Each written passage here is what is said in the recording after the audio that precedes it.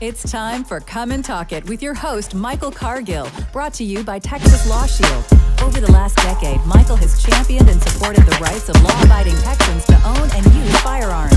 He is the owner of Central Texas Gunworks, a veteran of the United States Army, and has achieved national exposure in such prestigious media outlets such as Forbes Magazine, Fox Business News, CNN Money, AOL, BBC World News, Huffington Post, and the New York Times. Cargill vigorously defends lawful gun ownership in this country without regard to party politics. And now, here's Michael Cargill. Good day, Austin, Texas, the live music capital of the world. Let's praise the Lord and pass the ammunition. All right, so today we're going to talk about, Zach, the ATF actually put the brace ban in the registry. So that means that, as of January 31st, if you did not put your brace, you didn't attach it to a trust on January 30th or before that date, then that means that you now have to do it as an individual, because now it's after January 31st, because that's when they put it in the registry. So you have to do it as an individual. And if you're in a state that bans SBRs, short barrel rifles, like New York, then that means that now that is a prohibited weapon. It's banned, and you have to destroy it or turn it in. Because in New York and some other states like California, you cannot have SBRs, short barrel rifles.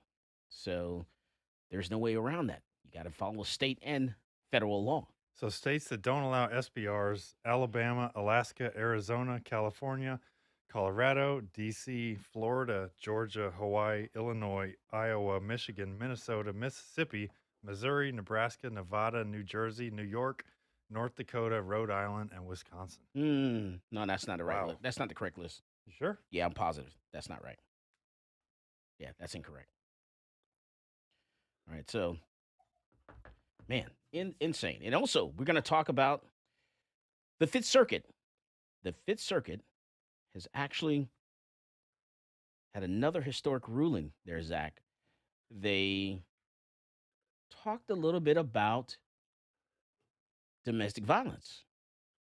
And so we're going to talk about that. Domestic violence and gun rights, right? Yeah. So domestic violence and gun rights. And they quoted the Bruin decision in this. And so, man, this is a game changer, because I got to ask Edwin, so if you were convicted of domestic violence, or had or maybe you had a restraining order or something like that for domestic violence, then if you get your gun rights back in that situation. What if it's a felony? Do you get your gun rights back? Was it always meant that when you're convicted of a crime, you lose your gun rights forever? Should it be always forever? So we'll see. What is that? Okay, so updated list. Scratch what I said last. It's Yeah. Hawaii, D.C., New York, New Jersey, Rhode Island. There you go. That's much better. Yeah, so we're also going to talk about the House debates carrying firearms in a committee hearing. Going to talk about that. Listen to that video of a heated debate. We're going to go to Connecticut, talk about the store owner that actually shot some robbers, and then they ended up shooting him and injuring him, but he got the best of them. Going to go to Oklahoma. A federal judge, guess what? Another case. Federal judge says, hey, marijuana prohibition and firearms is unconstitutional. We're going to talk about that. California, man punches a female basketball players and pulls a gun on them. We're gonna go to D.C. and talk about Brett Kavanaugh. Justice Brett Kavanaugh may have sabotaged Justice Clarence Thomas' extreme gun ruling. According to some people, they call it extreme. And then go back to Oklahoma. Gun store dumps guns in the dumpster. A gun store in Oklahoma decided to dispose of some firearms and put them in the dumpster. Why would you do that? If you're going to do that, please give me a call so I'll make that trip up there and I'll relieve you of those firearms in the dumpster. They're in trouble. Are you stupid or something? Yeah. And veterans sue administration over the brace ban. A lot of lawsuits people are prepping lawsuits. They're filing lawsuits against this brace ban. Going to see how that plays out. And then Black History Month and the Miami Police Department. What do they have in common? Wait until you see the pictures and hear this story. All right, but before we talk about that, man, we gotta bring Edwin Walker with Texas U.S. Law Shield into the conversation and talk to us about, what in the world, what is this Fifth Circuit ruling when it comes to domestic violence and firearms. Edwin, welcome to Come and Talk It, sir. Hey, Mike. Thanks for having me. It's Yes, always sir. a pleasure. Absolutely. So, yeah, this was a decision from a case called U.S. v. Ramey, and this case is actually extremely significant in that it overrules a decision that the Fifth Circuit made 23 years ago in a case called Emerson. And if you really want to read a tragic tale, just read the story of Dr. Timothy Emerson. You talk about a man who was unjustly had his life ruined, all basically because of a divorce. And so, and this is what the court specifically addressed. So the court did not address felony convictions, people who are convicted of felonies who lose their firearms. The court did not address misdemeanor domestic violence convictions, people who lose their rights because of a conviction of a crime of misdemeanor domestic violence. What the court specifically ruled on was whether or not somebody lost their gun rights if they are the subject of an order, and it doesn't even have to be a protective order. In this case, it was, but an order, it could be a temporary restraining order or a permanent restraining order or a protective order that was issued that forbid the person from engaging in harassment or threatening behavior against a spouse, former spouse, member, or other member of their family. Okay, so under the federal law, as it was revised about 30 years ago, which is oftentimes called the Brady Bill. So if you hear somebody that says, "Oh, you're disqualified under Brady," that's exactly what they're talking about. It says that if somebody is a person subjected to one of these orders, they lose their gun rights. And they lose their gun rights for however long the order lasts. So if you are under a permanent protective order, which they have those here in Texas, believe it or not, you can do something stupid. You can be put under a civil disqualifying order for the rest of your life. Imagine that. Imagine being 25 years old and a family judge decides, well, I think you ought to be banned permanently under this protective order. Not convicted of a crime, so you weren't subjected to a criminal penalty. You weren't held to a standard of beyond a reasonable doubt. You didn't have all the protections of the Fourth and Fifth Amendments, but yet you were banned from having guns for the rest of your life. So that's the part of the law that the court examined. And like I said, Emerson, the poor guy Emerson, he really didn't do anything. He was subjected to a generalized family restraining order, which has been a standard part of the Texas Family Code for about 30 years. And you don't even have to have done anything. You don't even have to have been accused of anything. You just have to be subject to this order, which, like I said, is put in place in many family cases.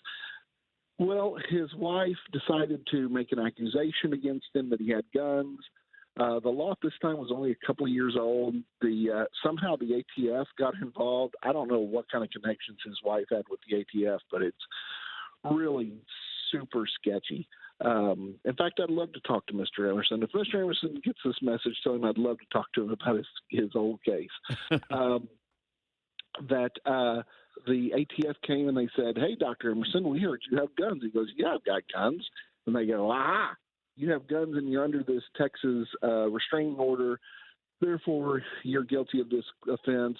And his position was, "That's impossible. How can I be guilty? I've never been convicted of anything. How can this be lawful?" And the district court originally found that it wasn't, but the Fifth Circuit Court of Appeals found it was. So this has been the law now since 2002. And so along comes this other guy, Ramey, and he really was apparently more of a bad actor, in that he actually got a protective order against him from an ex-girlfriend. And then he went out and engaged in a lot of really dangerous behavior.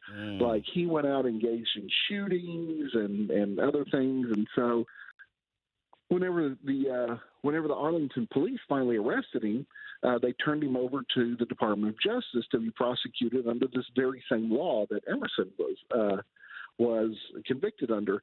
And in fact, he knew, or his lawyer knew what the law in Emerson was, so he pled guilty, but he preserved his right to challenge the statute constitutionally. Okay, and this is a Texas case, right?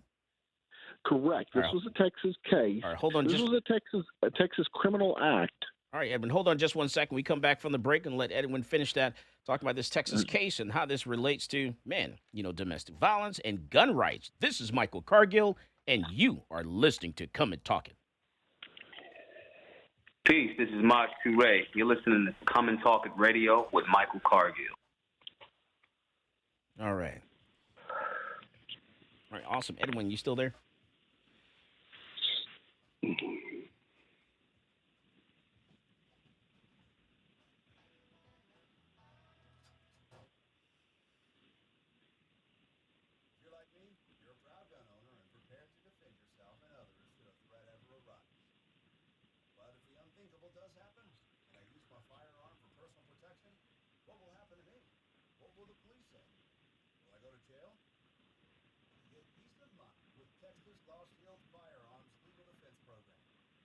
TexasLawShield.com and get protected with comprehensive legal coverage and a 24/7 attorney answer hotline.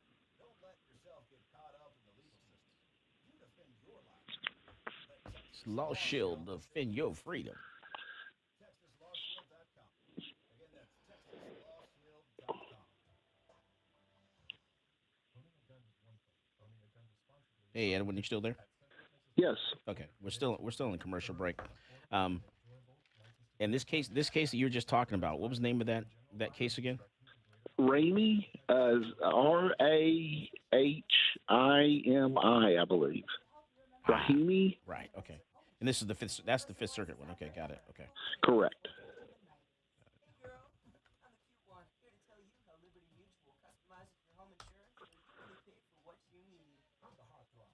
And then, you know anything about this marijuana?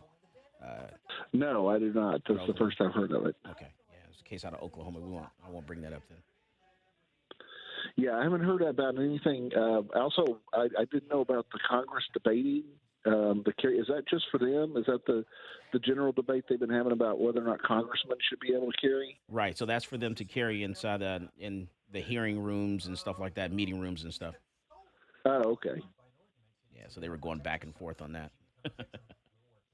So did you see that they voted this week a general resolution that socialism is bad, and 100 Democrats refused to vote for a resolution that said socialism is bad? Yes. Wow.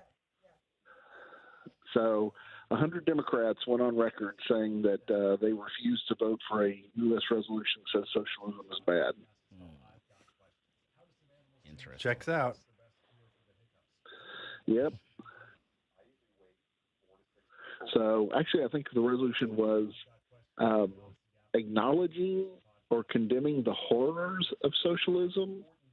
So it was like just acknowledge as a historical fact that socialism has resulted in terrible things to human beings, and they Millions of refused to vote. deaths. They refused to vote yes for that.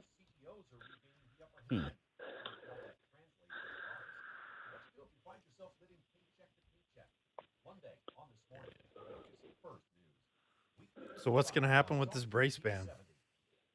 Oh, never mind. Oh, I don't. I think it'll be overturned. The issue is whether or not there's going to be an injunction about it. All right, here we go, Evan. Welcome back to Come and Talk It. And now here's Michael Cargill. All right, so we're back and we're talking with Edwin Walker. He's a principal attorney with Texas and U.S. Law Shield. We're talking about this Fifth Circuit ruling that came down this week, and which pertains to domestic violence and gun ownership. So Edwin was talking to us about Ramey, the complainant in this case. And so The defendant. The defendant. Okay, defendant. Go ahead, Edwin. Yeah, so I want to make sure, because procedurally it is a little weird, and it does point out something that all your listeners should be very, very wary of, and that is the cooperation between state prosecutors and federal prosecutors. And so what happened was that Ramey, years ago, a few years ago, Ramey had some sort of conflict with his ex-girlfriend, and they shared a child. She went to court, and she got a protective order against him. And so this protective order said, hey, Ramey, don't commit violence against her, don't go around her, don't threaten her, et cetera, et cetera. Well, then, a couple of years after that, in a completely unrelated series of events, Ramey then engages in some criminal activity with a firearm. I believe he shoots up somebody's car and he shoots at somebody, and there's several different instances. Well, they finally catch him and charge him with the state crimes of whatever it was, aggravated assault, deadly conduct, whatever collage of crimes they decided to charge him with. But in the meantime, they discovered that, hey, Ramey, you shouldn't have even had. He had a pistol and a rifle when they went and arrested him, and they said you should have never legally had this pistol and rifle in the first place. And so they then turned him over to the U.S. prosecutor, to the U.S. Attorney's Office, and they said, hey, we got this defendant. We believe he committed all these state crimes. We're prosecuting him for these. Would you be interested in prosecuting him for this federal crime, which is a violation of 18 U.S.C. 922, because he had firearms whenever he was under a protective order? And the U.S. Attorney's Office said, yeah, sure, we'd love to prosecute this guy under 922. And this is in Texas. 922. This is in Texas. And this is one thing your listeners should know about, because I had a case several years ago that was very similar, only it was actually even worse. So, as your listeners may or may not know, in Texas, the prohibition about a felon possessing a firearm does have an exception. And that is and this is the state law, this is not federal law. State law says that if you have been convicted of a felony, but it has been more than 5 years since you have suffered any legal punishment for that felony, and you're in possession of the place where you reside, then you cannot be charged with felony possession. Well, I had an old guy. He had been convicted of a felony way back in the 90s, and somehow the police were visiting his home, and they found he had a shotgun in his home. And they go, oh, you're a felon. We're going to arrest you for felony possession. Well, the DA's office, once they finally read the statute, which DAs are notorious for totally ignoring portions of the penal code that actually provide justifications, exceptions, or exonerations for criminal conduct. So whenever I personally had to point this provision of the penal code out to the prosecutor, he was like, well, I'll have to look into that. And so meanwhile, whenever he's looking into it, before our next setting, he emails the U.S. Attorney's Office and says, hey, we got this guy. We can't prosecute him under Texas law for felony possession, but would the U.S. Attorney's Office be interested in prosecuting him for felony possession? And fortunately, the U.S. Attorney's Office here in Houston had better things to do, and they turned it down. But that just goes to show you what slimy snake in the grasses prosecutors are, is that they will, if they are so hell-bent on prosecuting people that they will, that even if they know state law can't prosecute them, they'll very willingly turn them over to the feds for prosecution. Wow. So that's what happened to Ramey, is Ramey got turned over to the feds, and in Ramey's case, they did accept him for prosecution, and so that's how he got in the federal system. So that's why he was convicted in a U.S. federal district court. His case got appealed to the Fifth Circuit, and the Fifth Circuit, they originally ruled against him, but while the case was pending, the Bruin case came out. And so the court actually said that in light of Bruin, we're going to reexamine this. And when they reexamined it, they then ruled that this particular provision is unconstitutional, and it should not. And the thing about it, it was a facial challenge, in which what a facial challenge is, Ramey was saying, not only is this statute unconstitutional under my circumstances, but it is unconstitutional under all circumstances. And the court went along with that, and that's highly unusual. The court went along with that, and they said, yes, in fact, this statute has no constitutional basis, and cannot be enforced. And so now in Louisiana, Mississippi, and Texas, that particular provision of federal law should not be enforceable, which means that it's obviously going to be appealed to the Supreme Court, and the Supreme Court will have the ultimate decision.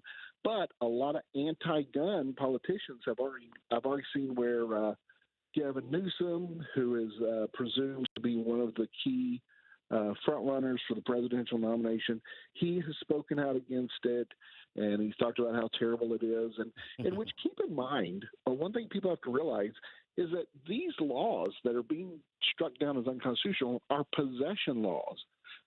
So it in no way affects the violent or dangerous use of firearm, which is prohibited under many state and federal statutes. This is just the possession. This is the mere possession that they're criminalizing, and of course that's what the Second Amendment was designed to protect. So hopefully the Supreme Court will not backtrack on Bruin and will ultimately uphold this declaration that this provision is unconstitutional. And maybe there may be some redemption in the future for poor Dr. Emerson. Okay. And so you're going to ask Edwin a question? Oh, I was just going to ask him something separate. Oh, okay. And so, go ahead, Edwin. But also, what's very important is that this case, in conjunction with your case, shows that the Fifth Circuit, that there is no gun law that is going to avoid scrutiny by the Fifth Circuit. So in your case, it was important because they used, they went against, an administrative agency. They went against Chevron deference. They didn't even really implicate the Second Amendment at all. So they're saying that administrative attacks on gun rights, as well as constitutional attacks on gun laws, will both get a fair hearing and get equal traction in the Fifth Circuit.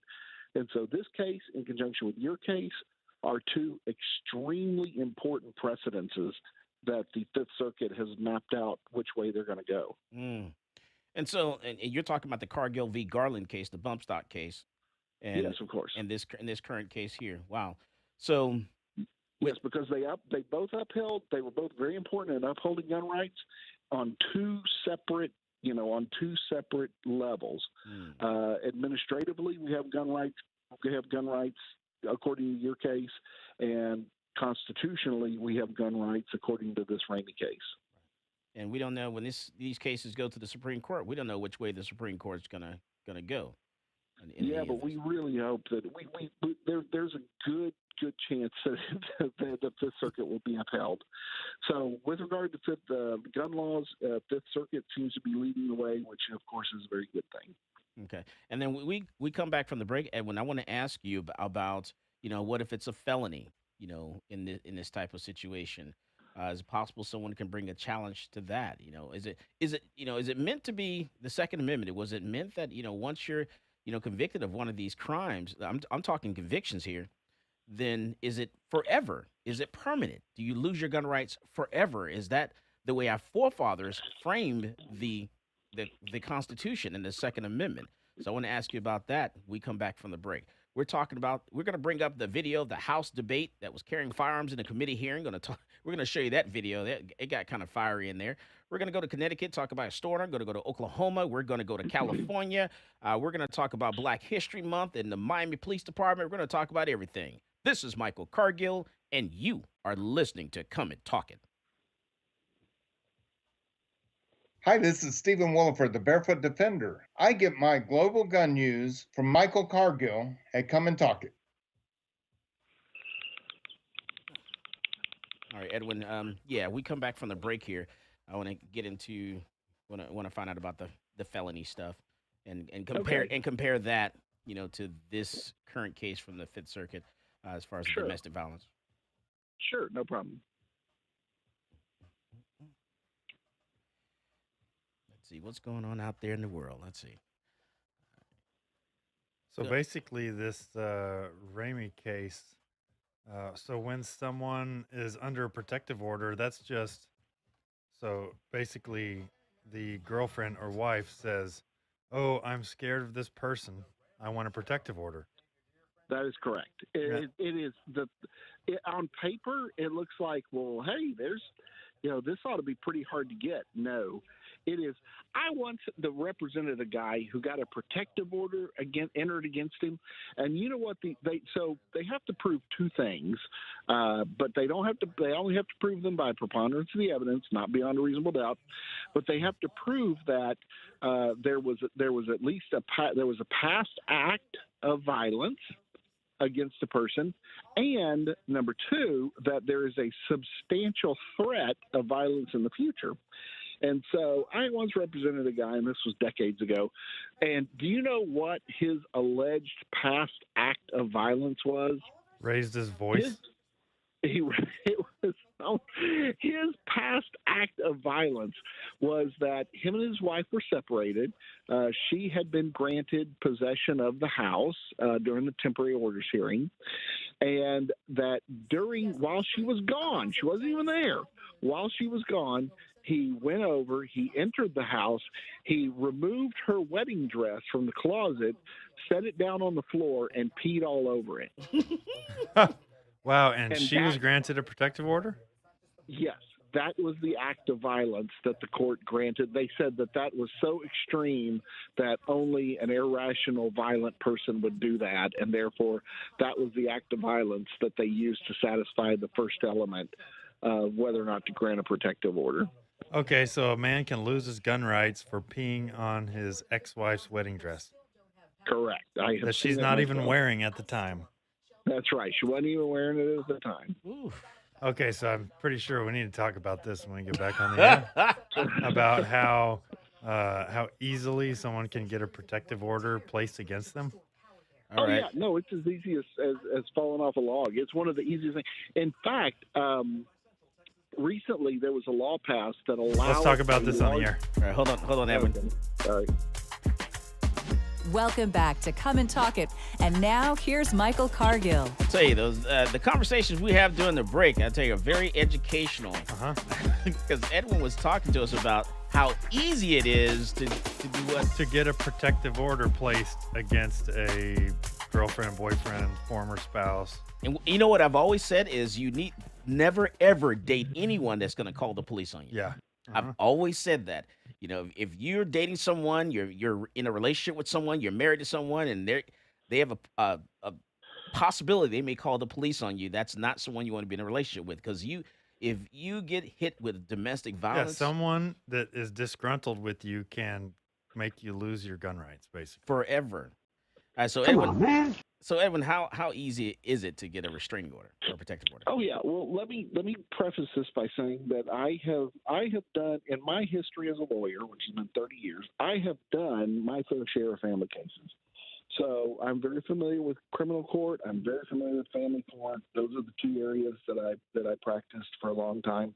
And it was my experience in family court that kept me single pretty much most of my life because I saw what terrible things happened in family court based upon just bad luck, based upon who you got as a judge, or what kind of craziness your spouse decided to allege against you.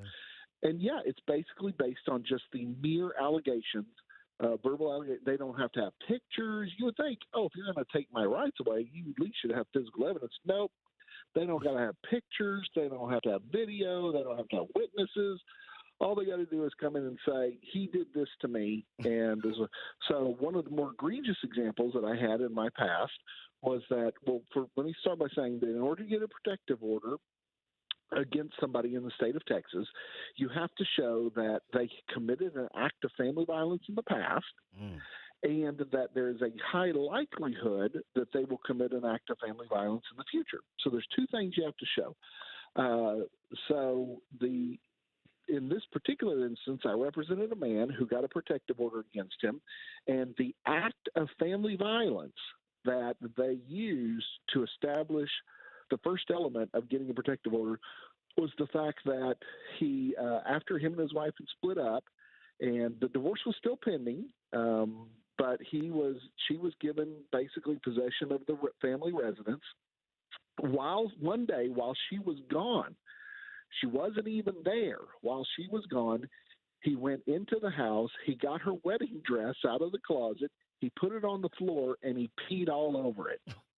And it was that act of peeing on the wedding, which she wasn't even in at the time.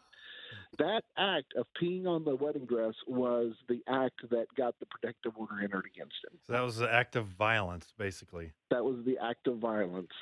I'm not saying I would do that, but I understand. I like understand. Chris Rock. I don't condone it, but I understand. Oh man. But that's how easy it is to get. And in Harris County, there was a judge a couple of years ago. The Texas legislature passed a law that said, look, in counties that are above a certain size that have a high volume of protective orders, that the county can designate a specific district court that all protective order cases will go to, and that will lead to judicial efficiency. Well, yeah, that's great until you elect a zealot as the judge of that court, and that's exactly what happened in Harris County. Is that this lady got elected, she got elected judge. She had spent her entire career as a domestic violence prosecutor, and she came in and she was handing out lifetime protective orders as if they were candy. Oh, I mean, my that's goodness. how you didn't. All you had to do was make an allegation, and boom, lifetime protective order. Boom, lifetime protective order.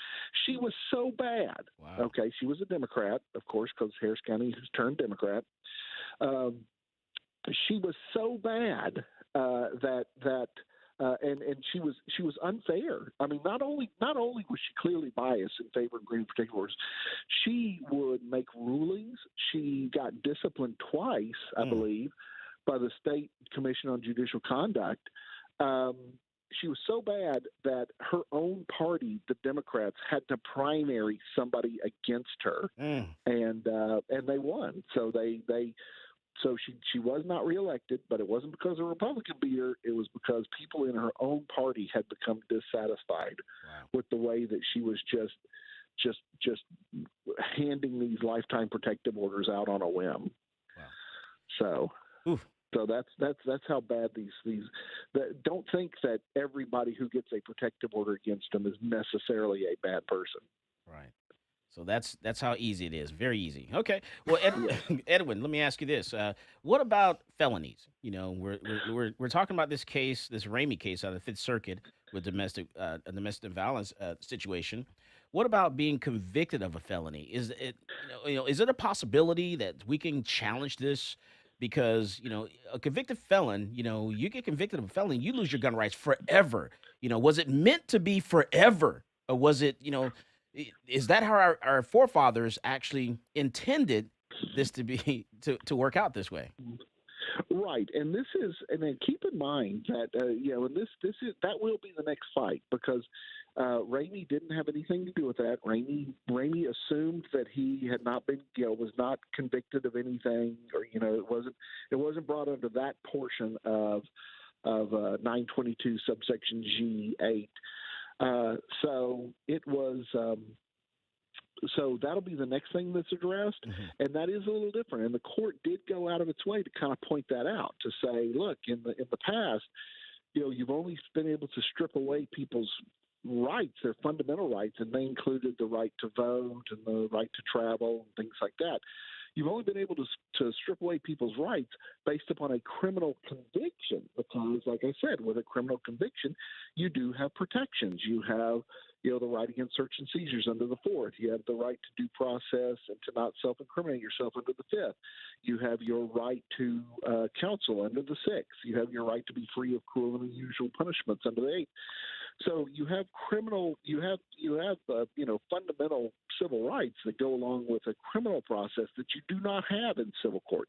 And Ramey pointed that out. The Ramey case pointed that out, that people losing their fundamental rights based upon the civil process is a lot different than people losing their fundamental rights under the criminal process. And so I can't say with any degree of certainty that the people who are convicted of felonies, or the people who are convicted of misdemeanor crimes of domestic violence, have a really great shot of regaining their rights under the Second Amendment. However, what I will say, and this is more of a statutoral kind of argument, it'll be interesting if the courts pick up on it, because one of the things that the Ramey opinion did also is they said that that the law has always been designed to disarm or try to mitigate the firearms possessions by dangerous individuals. And so clearly there are a whole range of felonies where somebody loses their gun rights for the rest of their life that were not involved in crimes of dangerousness.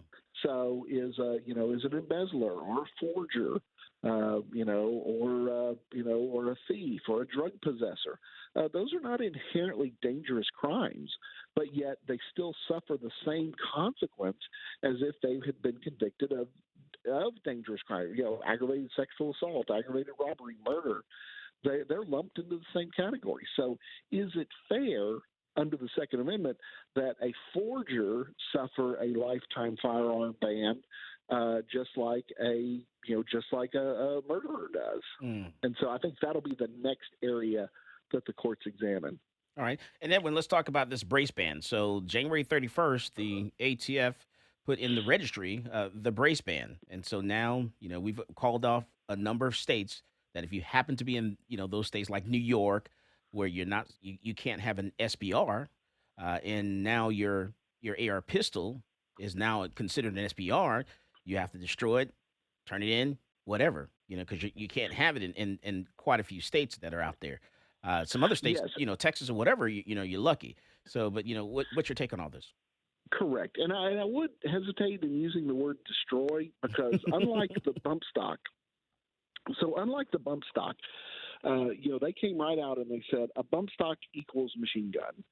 So, yes, if you're found in possession of a bump stock, then you were in possession of a machine gun. And so the dictate pretty much was that you have to destroy it. You can't be in possession of it. So a bump stock is the However, equivalent of an auto sear, basically. Correct. And so, but this is different because they're saying only that, that arm brace plus pistol is a short-barreled rifle. And so you can have an arm brace and you can have a pistol. But if you do not merge those two together, neither one of those are illegal in and of themselves. Yeah, you can put an arm brace on a rifle, right? Yeah, you could. That'd be weird. But, yeah, sure. Or you could just keep it in the box, and you're like, this is my useless polymer and Velcro trinket that I have. But can they come at you and say, oh, it's not this useless trinket, it's actually constructive possession or something like that? Only if they are readily accessible to each other, and that's going to be the key. That's going to be a major fact issue. So I would say that if you have your arm brace in its box and it's in a closet, and you have your AR pistol in the safe, that they are not together. However, if you put the arm brace in the case with the AR, even though they're not attached, or you put them both in your, gear bag to take to the range or whatever, that they're going to be able to make an argument that that it was readily assemblable. Thus, it did in fact constitute a short barrel rifle. So as long as you keep them separate, I would say that you're A-okay. So if they're in a separate room, then you're okay? I think so. How much would you be willing to bet on this? Like, well, if somebody would pay me a retainer after they got arrested, then I would definitely be willing to take that case and argue it. So, but if you're asking me for my opinion, my educated opinion, and when lawyers always hem and haw, and they go, "Well, do you want to be a test case?" Yeah, and so you exactly. always throw that out. Do you want to be a test case? Most people would say no. However, I would say that in my educated opinion, as a factual matter, and keep in mind, it's going to be left up to a jury to decide that whether or not they were in close enough proximity that they would have constituted something that was readily assemblable. Okay. We come back from the break. Got a couple more things for you, Edwin. This is Michael Cargill, and you are listening to Come and Talk It. Folks, this is Doug Man Jones. And I get my gun news from Michael Cargill. What's going on, Thomas? How you doing?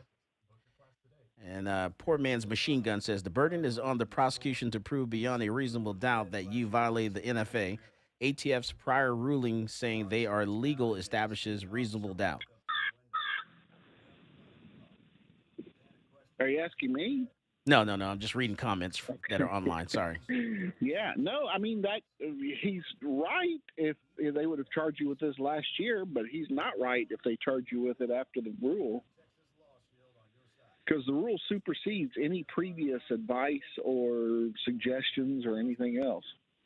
And that's all those letters were. Those letters weren't even in the form of a rule. They were just basically, we think that it's this way. So, can you Opinion. shoulder a buffer tube on an AR pistol? No. I mean, I guess you could. If Is you that wanna an break your illegal arm. act? No. Well, the buffer tube in and of itself is not. But the thing about it is that, yeah, if you want, that's one of the interesting questions, because is the act the shouldering, or is the act like if you have a gun that has a buffer tube, which I actually got one just this past week, and just the possession of this is not illegal. However, what I do with it, does that make it illegal? But the buffer tube in and of itself is not it doesn't. I don't believe that it provides the surface area, and I believe that there's a specific ATF FAQ that addresses the buffer tube and says that it is not a shoulder stock. All right, Edwin, I do have a question for you. We come back from the break. What about non-citizen immigrants? Do they have the right to own guns? If they're permanent, yes. If they're visiting, no. All right, we come back from the break. I'll ask you that. All right. Green card, you can have a gun? Yes. You can buy a gun from a gun store. Yeah, green card is what the heck is that? I'm sitting outside. And Thomas, I hear the birds yeah, out there. Thomas said, am I hearing birds? Yeah, Edwin's out, Edwin's out hunting, and he's in the woods somewhere, sitting in a tree. Come on, man. And so I'm actually sitting in a chair, but I'm trying to make it interesting, Edwin. Yeah, so no, there perpetually are vultures and crows flying around this particular area. Edwin's in full camo. He's got his face painted with camo. That's right. He's laying in the prone position in front of his 338 Lapua. Yeah, and actually, somebody just flew over a restored World War II aircraft. Welcome back to Come and Talk It. And now here's Michael Cargill. All right, so we're back and we're talking with Edwin Walker. He's a principal attorney with Texas and U.S. Law Shield. And Edwin, question for you, sir. What about non-citizen immigrants? Do they have the right to own guns? Yeah, non-citizen immigrants are actually in a very unusual position in which there are two types of non-citizen immigrants. So first of all, you have to be in the country legally. So that's number one. So illegal aliens do not have gun rights at all. People who are here legally, which means they're here under some sort of visa or some sort of other diplomatic status, they may have the right to have guns. But if they're here as what we call permanent resident aliens, which means that they have achieved the status of getting their green card, then they have all the exact same Second Amendment rights that citizens have. All right. So that's the bright line. If you are a permanent resident alien who has a green card, you have just the same Second Amendment rights that citizens have. If you are a visiting immigrant, if you're under a visiting visa, you may have gun rights. And, of course, the big exception under that rule that a lot of people take advantage of is if you are here, ostensibly for sport shooting events and you have a hunting license issued by the state that you are visiting, then you do, in fact, have the right to go purchase and possess firearms. Now, what about a lot of people under visiting visas go take advantage of that hunting license exception. Okay, what about DACA? Well, DACA, that if they are using it as a pretext to get their green card, then yeah, they have Second Amendment rights. If they have been classified as a sort of a permanent resident alien, or they're in the permanent resident alien pipeline, then they have rights. Okay. All right. Yeah, because I get that question a lot too. Um, and then in Edwin, here's another thing. I had a student in class recently who we actually covered a news story about this person on the show also, where he went downtown Austin and was had a couple little drinks there, and he was carrying a firearm, had a handgun on him. His handgun license had expired, wasn't active. It expired like 2 years prior, and so he made an attempt to go into one of the bars on 6th Street. Now, this bar wasn't really a bar because they changed their liquor license to a restaurant back in 2020. So they're actually a restaurant. They had the blue, the gun sign blue, which has been repealed. And so he made an attempt to go in. The bouncer said, "No, you can't come in." So they, whistled for the police to come over. This guy started walking away. Police come up, and he was intoxicated. He had a handgun, so they charged him with unlawfully carrying a weapon. And so he, had to take a firearm safety course as part of the pretrial diversion or whatever to try to get that case dismissed, dropped, or whatever. And so I was explaining to him, that with the way the laws are here in Texas, if you get charged with a crime and you don't have a license, then even though that gun had nothing to do with what you're doing, they can charge you with unlawfully carrying a weapon. On top of that, they're charging you with a crime. That's one thing. And then also, as of September the 1st of 2021, if you're intoxicated and you have a handgun, you could be charged with unlawfully carrying a weapon for being intoxicated. Yes. Since his license was expired, he could. That's correct. Right. And so, so that's one of the kind of interesting one of the interesting little consequences of the change in the law is that intoxicated unlicensed people can be charged, but intoxicated licensed people cannot. Right. Because as of September 1st of 2021, if you have you have a license to carry a handgun or a concealed handgun or a handgun license, you could be at least .08. Right. Well, that's still, I mean, they haven't officially made that. People can still, they still can argue. It's always been my position forever and ever and ever that whenever the statute reads intoxication, that it means intoxication under 4901, which is the DWI statute, which is .08. But as you know, the DPS has always argued against that and said, no, that just means that you have drank too much, and I am not aware of any case that has ever held that. Right. So for practical purposes, yes, and I have to say, in my own personal experience, in cases where somebody does take a test and it comes back lower than the legal limit, that they've been charged with both DWI and unlawful carry, that both cases get dismissed. So the prosecution does not generally say, all right, well, the test shows he wasn't intoxicated for driving, but he was still intoxicated for carrying. I've never had a DA take that position towards me or in my cases. And now I've been looking at quite a few bills in the Texas legislature this session, and all the bills that I'm seeing right now are mostly 99% of them are anti-gun bills. So it's going to be a lot of fighting. Yes, it's going to be a flood. That's the thing, is that for the last 3 sessions, we've been fighting to expand gun rights.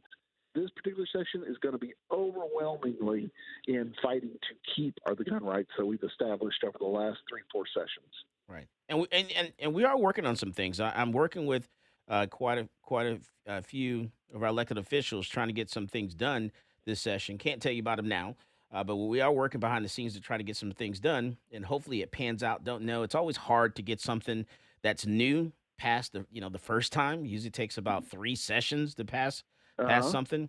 So I don't know if we'll get it done this session, but we are working on some very strong legislation, for Texas. Yes, and I want to just throw this out there. This is not specifically a gun bill, but it is a crime bill that I support 100%, and it was written by a very liberal Democrat from the Austin area. and that is the legislation. I wish I had the number off the top of my head, but I can't remember what the number is. But she has put forth a bill to forbid police from using the ghost cars for traffic enforcement. That's this session. And yes, and I think I support that, and I think we all need to support that, because none of our rights are safe if the government is allowed to surreptitiously surveil the general public as they do with the ghost cars. Okay. We have a right against government surveillance. And ghost car is an unmarked police car? Yeah, the police car with the reflective decals on it instead of colored decals. But you can't even see them, though, right? Well, you can see them when your headlights hit them, but that's too late. You've already passed it. Oh. So, yes, the ghost cars, they don't provide deterrents. They're solely for revenue generation. They have become increasingly more popular with police departments around the state. And she's she's offered a bill. That doesn't mean, police can still do undercover work and police can still do surveillance of suspects and things, but they can't use ghost cars for traffic enforcement. All right. And then real quick, Edwin, there's a question out there as far as long guns, firearms, and like constitutional carry. What has changed? What changed in 2021 with constitutional carry as respect to long guns or rifles? Nothing. It's still we've always had the same. The only thing that may have changed, and I have to look specifically, is that 46035 was eliminated. It dealt with handguns. So 46003 now contains a bunch of provisions that were previously 46035, and 46003 does regulate long guns. So all your long gun regulations are going to be found in 46003, but your general right to carry one and to carry one unconcealed has not changed. Okay. What about being the same as can I be intoxicated with a rifle? I do not think so. Okay. No, you can't. No, because 4602 still contains the intoxication part, and it only governs handguns. Okay. So that's a yes, I can. Yes, you can be intoxicated. Okay. All right. Just want to make sure. But we advise not going off your own property. Right. Right. I get those weird questions, in the gun store. Just get as drunk as you want. Just get as drunk as Scooter Brown on your own property. Right. If you get off your own property, then you're subjecting yourself to a bunch of other unintended consequences, like somebody's going to charge you with pointing the long gun at them. Somebody's going to charge you with carrying it in a dangerous fashion as an act of disorderly conduct. Ooh. So you'll want to stay. If you are planning on being intoxicated and you are planning on carrying a long gun, avoid public places. Yes. Dilly dilly. Dilly dilly. Got it. And then, man, we come back. We're going to talk about this Oklahoma stuff. This gun store in Oklahoma decided to destroy some firearms by just sitting them in the dumpster. That's amazing to me. And then we got a couple other stories that we're going to go around and talk about. Man, thank you, Edwin Walker. I appreciate you coming on and taking this time on a Sunday to be with us and break this stuff down with us. Even though I'm sitting in the woods with birds calling all around me. That sounds good. Drinking tea. Yes, I am. All right, Mike. It's always a pleasure. Yes, sir. Thank you very much. Have a wonderful rest of your Thanks weekend. a lot. All right. Sure enough. All right, we come back. We're going to talk about that Oklahoma stuff. We're gonna pull up this video, this House debate carrying firearms in committee hearing. I want to pull up that video when we come back from the break and listen to this. It's about 4 minutes long, and it's a very good debate. I do want to listen to all of it. I want you guys to see this and listen to this. And then we're gonna go around, talk about Connecticut, go to California, going to talk about Supreme Court, Brett Kavanaugh and Clarence Thomas, what's going on between those two. And we're going to talk about veterans suing the administration. And then the Miami Police Department. We're going to go down to Miami because, like every day, every Sunday, we got to go to Florida. This is Michael Cargill, and you are listening to Come and Talk It. This is Brittany Glaze, and I get my global gun news from Michael Cargill on Come and Talk It. Right, yeah. So we're going to pull up that video and have that ready when we come out of the break and play that. Awesome.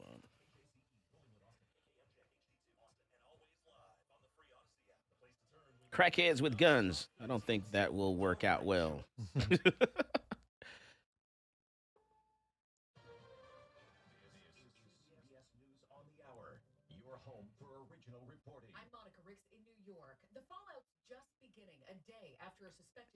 And I hope everyone's got power. You guys got power? 10% of Austin still does not have power. Did you lose power? No, but one block away, they lost power for like this 15 block, just all down in the other direction. like 5 But days? The first block to have power is mine. Wow. Yeah. I feel sorry for a lot of people. A lot of people lost power for like 5 days. The traffic lights are still out in my neighborhood. Yeah, it's pretty bad. So, I hope that anger translate, come election time. Mm-hmm. Just putting it out there. So 35,000 people still without power. Wow. Jeez. And like I said, I just hope that anger that people are feeling right now, that anger of not having power, hope it translates to the way you're going to vote this election season, the next election season. Just going to watch with a side eye, one eye open. So we'll keep one eye open, just just watch and see what happens. Let's wait and see if anything changes. Yeah, just want to see. Hey! He's gone, isn't he? He's gone. We got a new one in there, new mayor, and he's got COVID already. He's Is that him? Yeah, he's like, I got COVID, and so I've tested positive for COVID. So I'm still in touch with my staff. I'm sorry, that was Bill Clinton. My bad. Oh, come on, man. Yeah, the mayor of Austin is tested positive for COVID. He's social distancing himself and still in touch with his staff. And too bad, so sorry, so sad that you guys don't have power. Surprised he's not in Cabo. City manager Crunk. Good old Spence. He didn't lose power. I bet he didn't. I bet you the CEO of Austin Energy didn't lose power. I know she didn't lose power. I bet they made about $1 million something this year. Yeah, Jackie. What up, Jackie Sargent? Bet you didn't lose power, Jackie. We should bust some people over to Jackie's house just to say hi. Bet you shouldn't have done that. Yeah, let's use her water hose. Hook my cell phone and my laptop up to her power. Jackie Sargent. Bet you should have done a better job. Bet you won't do that next year. That's right. And do it during the daytime, They can't shoot you for for trespassing. And committing theft during the daytime, that electricity. Theft of electricity during the daytime. That's right. Do it during the daytime. Borrow some of that power from her. Yeah, just hook up your cords to her house there. That's right. Splice into her electric cable. I bet she has security. I bet her house is still powered, but all the houses around her. I bet she has armed security. Oh, man. They probably have SBRs. So sad. I bet you they do, with a brace on them. And machine guns? No, they probably got a stock on there. Yeah. All right, here we go.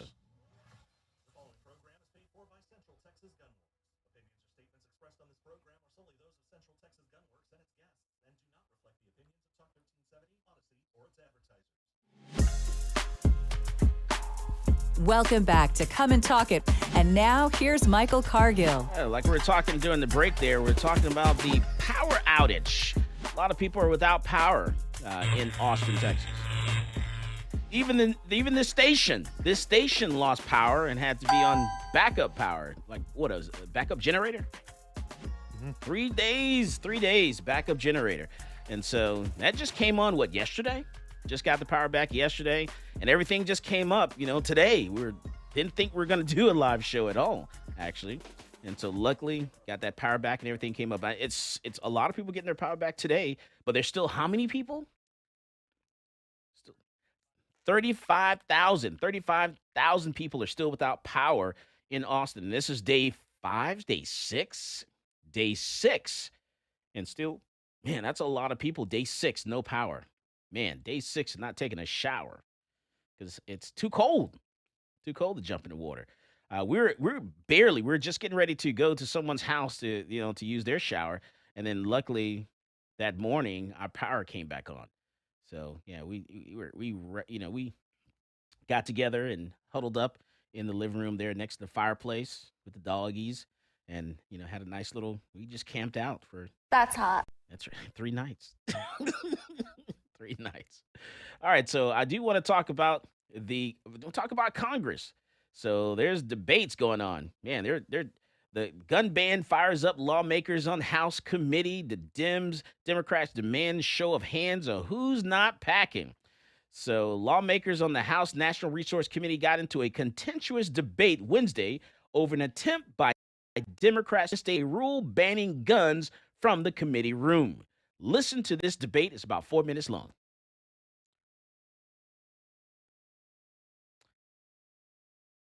Very well trained with weapons.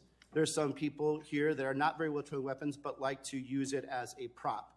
My fear, especially because we're dealing with a very crowded area, is that some people may bring a weapon and have a discharge. That would be tragic. Now, I think there's ways for you to defend yourself, protect yourself, at the same time have some sane weapons handling restrictions that you would have in any other public setting. And yes, a lot of states do have different rules about bringing weapons, but even then, onto the floor or into offices, but even then, some of them have very simple restrictions. State of Arizona, you're supposed to tell the state police that's guarding the Capitol that you have a weapon, right?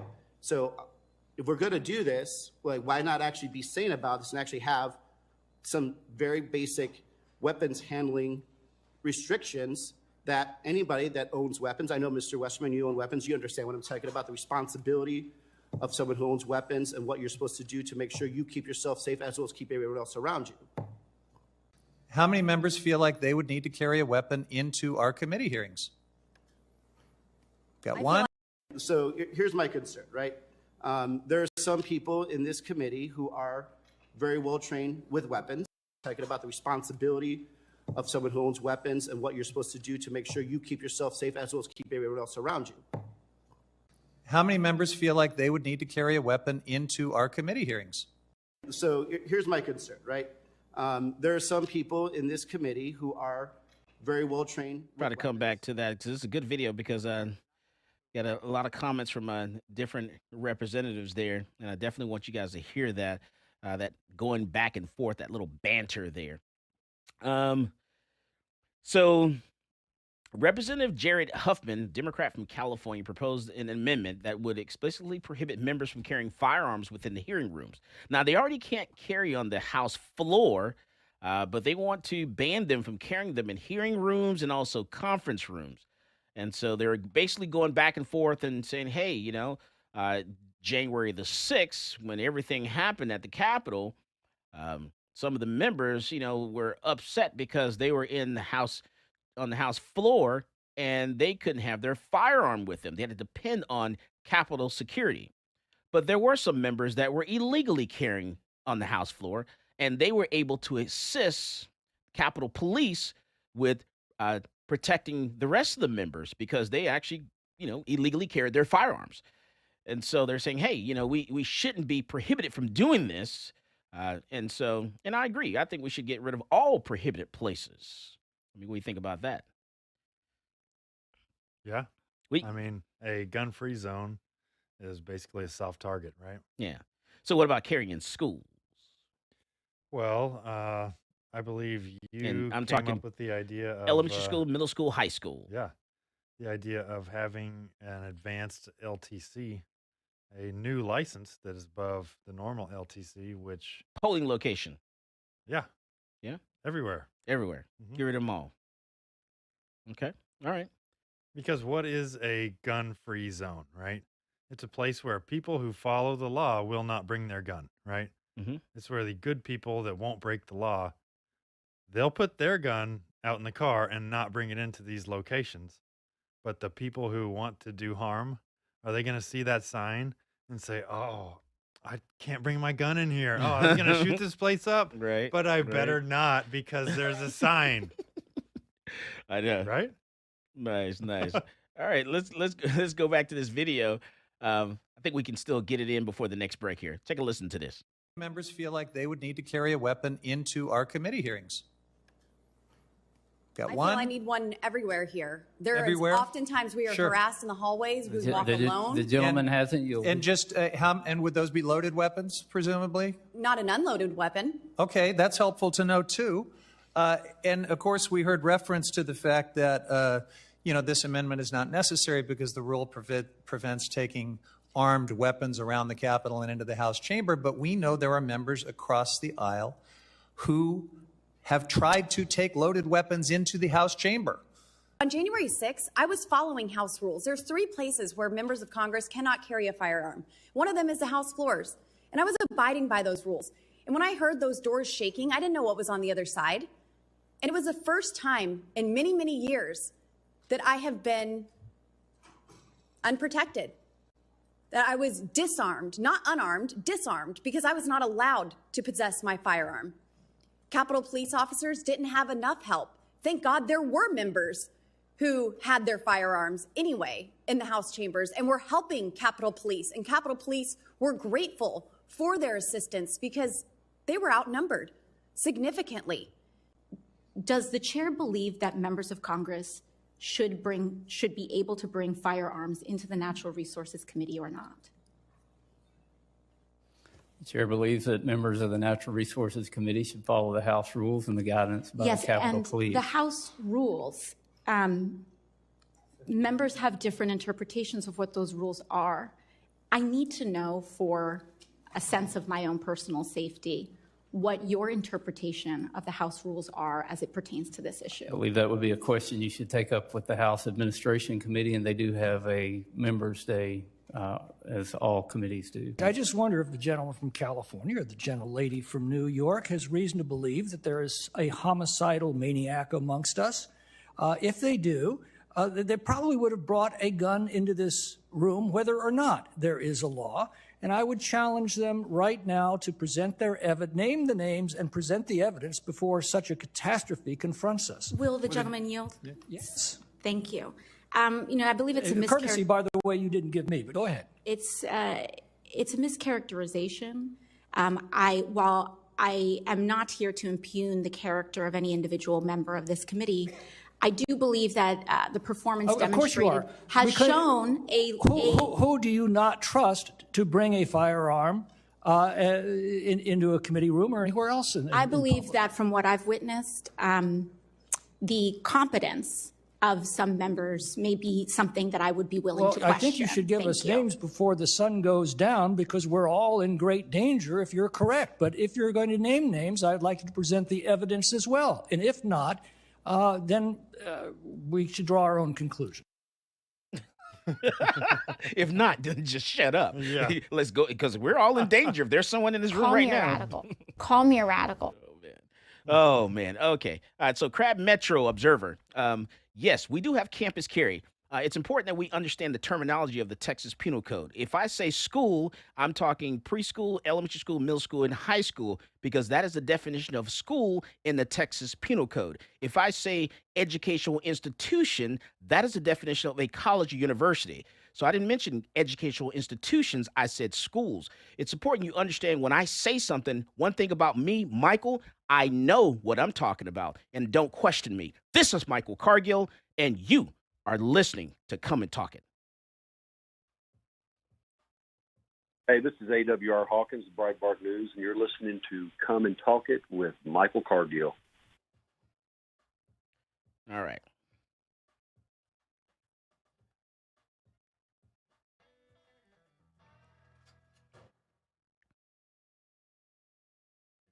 Yeah, you tell him, Mike. Let him know. One thing we do is try to keep people out of jail. My goodness. Spend most of my time, trying to get people out of trouble who call us every single day. Every weekend, get people in the freaking firearm safety course that have done something because they listen to people on social media and, listen to these social media lawyers that tell them stuff, and then they have to spend thousands of dollars trying to get themselves out of trouble. What I say is what I say. Oh, my goodness. Yeah, people need to go to your class, Mike. They need to take a class and stop. Take a class. Go to read a book. Go to school. Do something. Anything. Uh, Learn. Come on, something. man. Maybe read the penal code. yeah. As dry as that would be. For some of us who've actually been going back and forth to the Capitol for decades and getting these things changed, I would think I'm getting ready to turn 54 years old. I think I may know what I'm doing a little bit. A little bit, yeah. Just a little bit. He who's won court cases, I think I may know what I'm talking about, just a little bit. only won a court cases against the federal government, Department of Justice, alcohol, tobacco, and firearms. Only won a court case against the city of Austin. I think at this point, at 53 years old, I know what the fuck I'm talking about. You know what I'm saying? My goodness, maybe.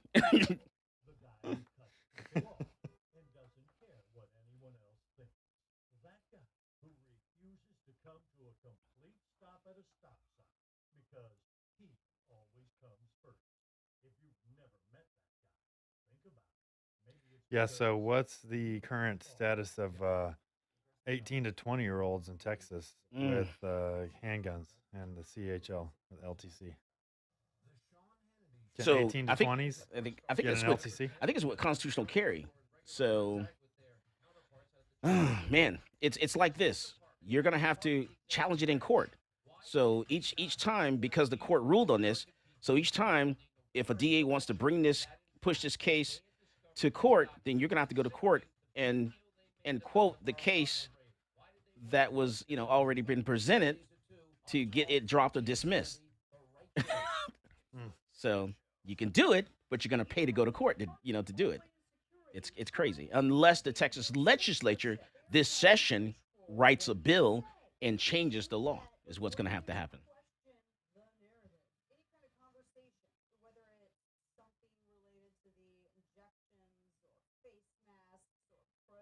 Because you can already at 18 you can be in the military and get your license to carry a handgun at 18 right now. You have to be in the military? You can be in the military. You could be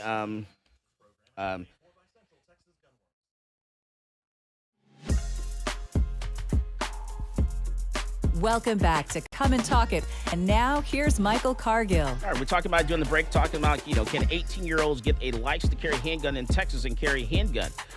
Yeah, you can be in the military. You can be ROTC. You can be in the National Guard, reserves, associated military there. And yeah, you at 18, 19, or 20, you can get a license to carry a handgun and carry a handgun. But even though you can actually get the license, be in the military at 18, 19, or 20 and carry a gun, you can't buy it from a gun store or a federal firearms licensed dealer. You have to get it in a private sale or receive it as a gift? That's right. So do you know you can be a private security officer? You can be a level 3 armed security officer at 18 years of age. You can't buy the gun, but you can carry the gun as a level 3 security officer. What about level 4? Can you be level 4? Oh man, now that I don't know. An age you got restriction me there. I can't think right now. But definitely level 3. You can be a level 3 security officer. Boom, carry a gun, but you can't buy the gun. You have to get it as a private sale as a gift. Yeah. All right. So, man, let's talk about Connecticut.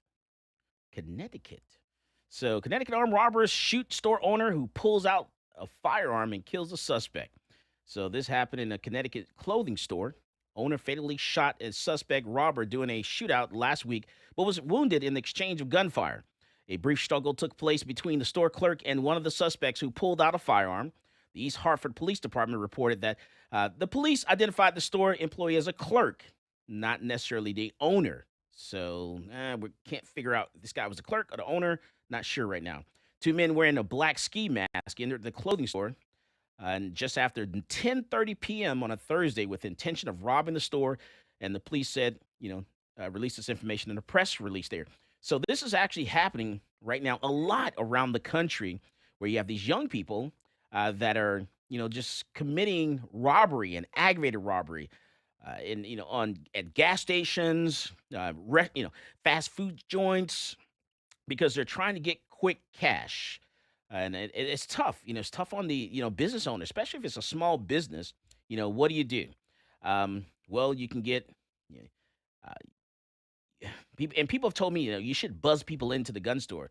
I'm not going to do that. I'm not going to buzz people in. We're just, we bump up our security a little bit, aware of our surroundings, get a silent alarm, several little buttons around the business there where we can actually push a little button and the alarm goes off silently. notifying law enforcement there's a holdup, and then you can use a code word, have a certain type of procedure. How you're going to handle someone coming in wanted to steal something or committing robbery, I should say. If they're asking for money out of the register, make sure you do a drop, quite often. Don't maintain a large amount of cash in the register. So do your money drop it in a safe, maybe a time control safe, maybe, take it to the bank and deposit it. Don't keep that much inside the register, so they're not really getting much. Should get, man, $200, $300 max out of the register, because in anything over that, you should drop it. Should be in a safe or something like that. So there are little steps that you can take. Do that. Every time something happens, I learn from every little, every situation, whether it's someone who decides to try to break into the store in the middle of the night or whatever. We learn and we change from that. And every few years, I, increase and change even the security that I do. I upgrade stuff and add new countermeasures in there. So you have to, always stay, one step ahead of the criminal, because they're, these guys are cycling in and out of jail, and they're learning from their mistakes. And they're, going back and say, okay, next time we're going to do this instead. And so you have to tighten up your security and what you're doing and a little better. So, I like to learn from all that stuff. And this jugging thing, you've heard about that, right, Zach? Jugging. Oh yeah, there's something like $1.5 million that have been jugged from people in the last year. Right, and only in Austin. That's where the people who rob you follow you home from a bank, basically. Right. And so, that's been happening for years. I've been talking to business owners for years and showing them different ways to combat that a little bit. All right. So let's change gears a little bit. Let's talk about this ban on marijuana users owning guns, and is unconstitutional, according to one of our judges in federal court. So a federal law prohibiting marijuana users from possessing firearms is unconstitutional. A federal judge in Oklahoma has concluded, citing last year's U.S. Supreme Court ruling that significantly expanded gun rights. U.S. District Judge Patrick Wark, an appointee of former Republican President Donald Trump in Oklahoma City, on Friday dismissed an indictment against a man charged in August with violating that ban, saying it infringed his right to bear arms under the U.S. Constitution's Second Amendment. Now, Warwick, the judge, said that while the government can protect the public from dangerous people possessing guns, it could not argue Jared Harrison's the mere status as a user of marijuana justifies stripping him of his fundamental right to possess a firearm. He said using marijuana was not in and of itself a violent, forceful, or threatening act, and noted that Oklahoma is one of the number of states where the drug, still illegal under federal law, can be legally bought for medical uses. And so we'll see how this plays out. They're going to appeal this case to the circuit for Oklahoma, or what's going to happen with that. And then, California, let's go over that real quick. So this guy sitting, imagine you're sitting down, you're at a basketball game, and this is a school basketball game, and a high school, we're talking about high school girls, and all of a sudden a fight breaks out, little shoving, pushing, fight breaks out. They go to, start breaking up the fight, the shoving and the pushing there. And then a parent runs from the stand, a man, and starts wailing on the high schoolers, the girls.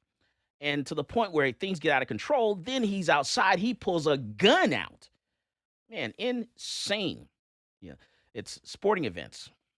And unfortunately, and that's why you're not allowed to have guns in sporting events. That's why they take They get too hot. They take examples like this and they say, this is why you guys can't, have weapons at all at a high school sporting event or a college sporting event, because of things like that. I think people get too heated, can't control themselves. I mean, it gets pretty heated. All right, so we got to not do things like that so we can, maintain our gun rights. So that we can still have nice things. Yeah, like to have, like to be able to play. So because some people get upset at a sporting event, then that means nobody can have a gun? Right. They shouldn't. We shouldn't all have to be punished. All right, so the U.S. Fifth Circuit appeals a decision on Thursday allowing alleged domestic abuser to keep their guns is perhaps the most radical Second Amendment decision in the history of the federal judiciary, according to some people's interpretation. It is not, however, a surprise. Justice Clarence Thomas' opinion in last year's Bruin case invited lower courts to strike down in any gun restriction that our ancestors would never have accepted. Now, this standard is definitely given the hopeless, um, ambiguous, and historical record. But even where the record is clear, Justice Thomas test leads to heinous results, given that the ancestors in question were often violently racist and misogynist white men, according to this particular person here, as the Fifth Circuit tactfully acknowledged. Our ancestors would never have accepted disarming domestic abusers before because they did not believe domestic violence was a crime. Now, it's going to be very interesting how I think some of these cases move forward. We can't assume that the Supreme Court is going to rule the way we think they're going to rule in a lot of these cases, like the brace ban or the even the Cargill Garland case, the bump stock case. Can't assume which way they're going to rule on any of this stuff, but I'm hoping that judging by how they're going with Bruin and some of the other cases, they're signaling that there is a shift and there's a change in the Supreme Court, and because now it has shifted a little bit. And you know why we've had that shift, Zach? Why? Because we lost RGB.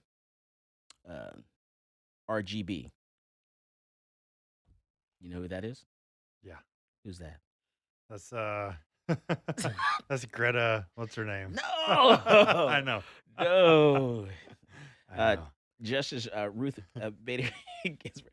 We lost her, and it kind of was her fault because when you're appointed by a particular party, then you should make sure you resign under that particular party while that particular party is in leadership. But she decided to stay in and die instead. And then and when that happens, man, you should have stepped down, resigned, retired or whatever. Let someone else be appointed under that particular party, and if you don't, then the opposite party gets to pick your replacement, and then everything that you did is for naught, because now she really messed up. Really messed Shouldn't up. have done that, huh? Yeah, should have known better. Well, she should have, so that there could be a pro 2A justice appointed instead. Right. But now, so sad, too bad. It is what it is, and now the tables have turned. And so the court has shifted a little bit, and things are a little different. Now, in Oklahoma, man, this gun store in Oklahoma decides to, I guess they're supposed to dispose of some 250 guns. And what they ended up doing was it's called the Midwest City Gun Store has been accused of improperly disposing of 236 shotguns in a dumpster. They're saying shotguns, but when I look in this dumpster, I'm seeing more than just shotguns in the dumpster. You seen that picture? No. Yeah, I'm definitely seeing more. Oh yeah, that's all kinds of guns. Yeah, I'm not seeing. Matter of fact, I don't see any shotguns. When I look at the picture, I'm just putting it out there. All right. So also a man that was allegedly allowed to keep 2 of the weapons as keepsakes, and federal authorities want to know why. The mystery emerged January 19th when a sanitation worker discovered the weapons and alerted authorities. Snitches get stitches. Come on, man. Insider.com reported late Friday, citing that court filings in a news report, but it started months before in International Firearms Corps, 5701 East Reno Avenue in Oklahoma City there. So I guess I don't know, and I can't figure out why they were dumping them in the dumpster, trying to destroy them in the first place. There's a certain procedure you have to take in destroying firearms, and you just can't dump them in the dumpster. But if you do, give me a call, and I'll go pick them up. As always, more guns equals less crime. You go out there and you buy yourself a gun. You've been listening to Come and Talk It with Michael Cargill. Yo, what's going on, guys? It's Jack Jones here, and I get my gun news from Michael Cargill on Come and Talk It.